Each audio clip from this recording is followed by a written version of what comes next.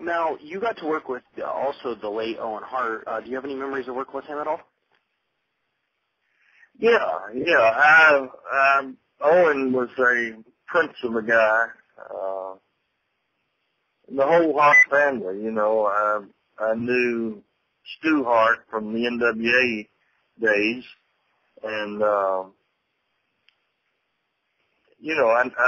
knew the whole family, and so it was just, it was a pleasure working with them. I got to work with both Brett and Owen when I was at WWE, and we did the Cain and Abel program that they pulled off the two brothers. Just it was magic, and I think really that program with Owen helped establish Brett and contributed to him being the star that he turned out to be. Now, you were, of course, the co-founder of TNA. What was the initial concept behind the company? Well, that is a real complicated story that probably would take a book to fully explain it. I had a concept, and Jeff, I later discovered, had a very, very different concept. And that's what led to a lot of our problems and ultimately led to me getting out of the business. I wanted to, an investment group in Boston was going to put up $70 million for me to buy WCW. And I felt like that it could make a lot of money and be turned around really quicker than World Class was turned around. And as everybody knows the story, that didn't happen. They folded the company. Vince bought the library, and it ceased to be. I did some extensive research in that period, and I knew the numbers backwards and forwards at the rating. And when WCW closed, they had a consistent 3.2 television rating. Consistent. Vince McMahon, on average, now I know WCW beat them for 18 weeks or something, months or whatever. But overall, Vince had about 3/10 of a rating point higher than WCW.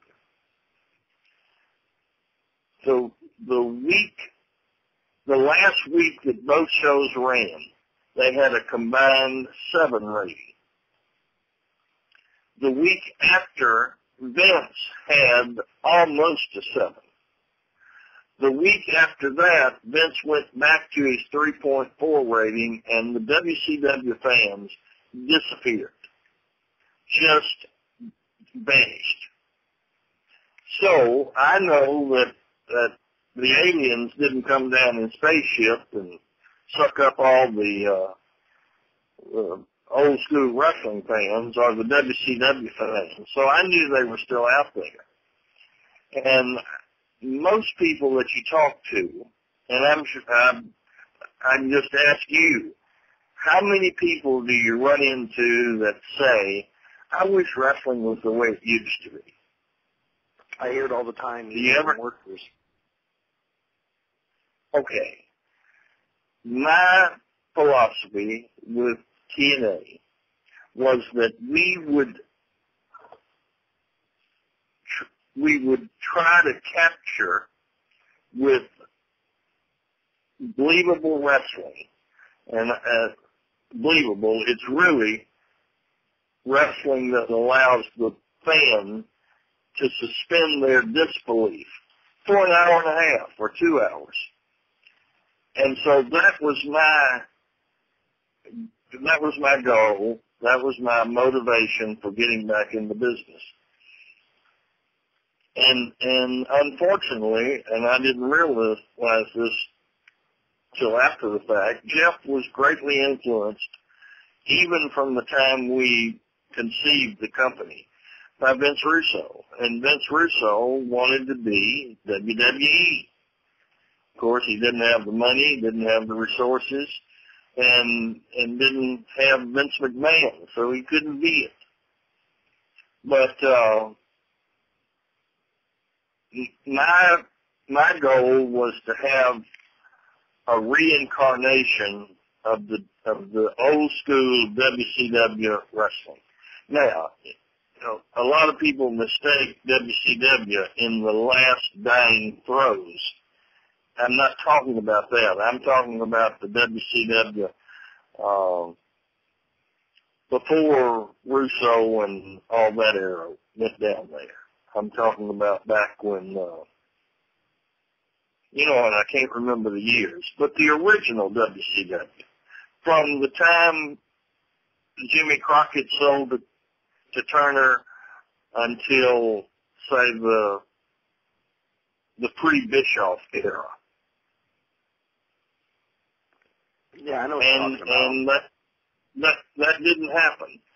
I believe with all of my heart that because I cannot go anywhere that people don't come up and say to me, I know you're not with TNA anymore.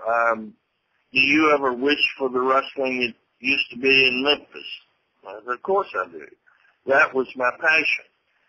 I believe that anytime there is great demand for a product, that somebody somewhere will feel that demand. And I think that there will be somebody start a wrestling company, and I think they'll be successful.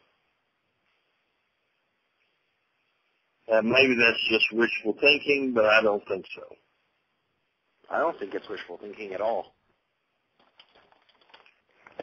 I mean, no, I believe that someday, because for one thing, the old school wrestling is very much alive. All you have to do is go out to a dozen independent matches and see. I went to a wrestling match that a fellow put on here in Nashville, and it's a little bitty building, and he only had 200 fans in the building. And the guys, and I don't mean this derogatory, but they did not look like, they wouldn't even give a dark match at TNA or WWE. They didn't have the physiques. They didn't have the looks. All they could do was wrestle. And they went out there, and the people stood up for 2 hours and did not sit down, screaming. And I have a hearing aid to help me hear. I had to take it off and turn it off. This little building they were in, 200 people, and they screamed their lungs out for 2 hours. And I thought, that's the way it used to be in Memphis. And it's still that way. We drew 10,000 people, and they got 200. But if somebody gets this exposed, they can have 2,000 and then maybe 10,000. Now, Jerry, what do you feel has been TNA's biggest accomplishment thus far? What do I feel? What? What do you feel has been TNA's biggest accomplishment so far? Longevity. They're still alive. I don't think that they have, I don't know of And you know, I've gone for so long and hadn't even watched it, so it's really hard for me to pass judgment. But when I was there, we developed some guys like AJ Styles and Low-Key and Jerry Lynn, and they became, you know, box office nationally known talent. And I don't know that they've built anybody since then. Have they? No, not really. They're mostly bringing in the ex-WWE stars at this point. Well, but I mean, you know, whatever notoriety they have, Vince did that. I'm talking about taking an unknown wrestler and turning him into a box office star. Do you know of any? I don't know. No. I'm seriously asking. No, they haven't really done a lot of the developing stars since the time where you were there, and those guys were increased. Actually, you mentioned Low-Key, and he recently he is now in WWE. What are your thoughts on that? He is in WWE? Yes. Yeah, I loved him from the first time I saw him. He is a tough kid, a great wrestler, and a decent human being. I really like him. Great. Now, a lot of people actually say that you helped them get signed to WWE based on a lot of the guidance you gave them when they were coming up to the business. What do you feel, or who do you feel that you've helped most in their career to try and develop? Oh, I don't know. Just about everybody that came through Memphis. I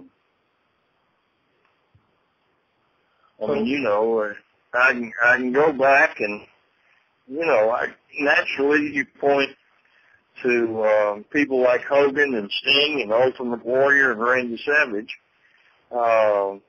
Jerry Lawler, Coco Ware, Flyboy Frazier. I don't know. I mean, it can just go on and on and on. The Moondogs, for a while there, it was everybody that was on the WWE roster. Is there anyone that you looked at in Memphis and looked at them and said to yourself, I don't think they have it, and they turned out to be a pretty big success in the wrestling business? Has there ever been a situation like that? Oh, absolutely. Sting and Ultimate Warrior came to California. There was 4 of them originally, and 2 of them, you know, went home. They didn't have the perseverance to stick it out. But those 2 stayed. One night we was at the back of the Mid-South Coliseum, and Steve walked over to me and he said, Mr. Jarrett, do you think we're going to make it in this business? And I said, well, you got a long way to go. And he said, no, be honest with us. Do you think we're going to make it? And I said, well, if you were my son, I'd tell you to go back to California and get a real job. No, I don't think you're going to make it.